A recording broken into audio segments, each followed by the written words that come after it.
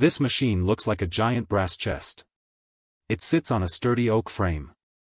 Workers push and pull levers built into its side. The frame hides dozens of copper gears. Each gear meshes with the next one. Steam pressure feeds the entire system.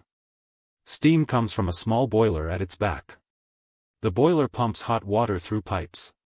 The heat turns water into steam. The steam pushes pistons. Pistons spin the gears. The gears turn in perfect rhythm. This rhythm drives the computer part. The computer part reads punched cards.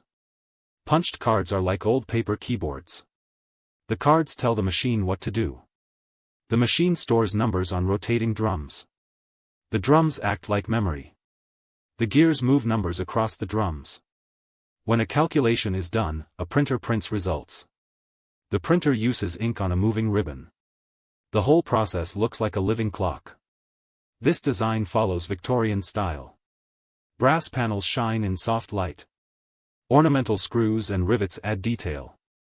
Pipes and gauges show pressure levels. The look feels like a museum piece. This machine was imagined in the 1860s. Charles Babbage first drew a similar engine. Steampunk artists added steam and gear flair.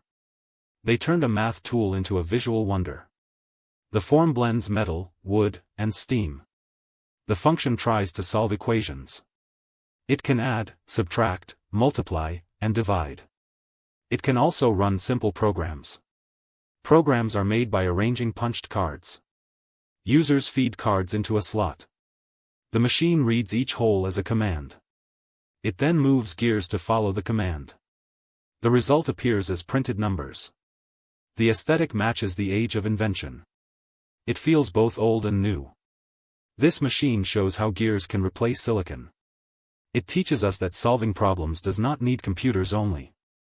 It also inspires designers to mix past and future. Imagine a world where steam drives all data. That world feels both familiar and strange.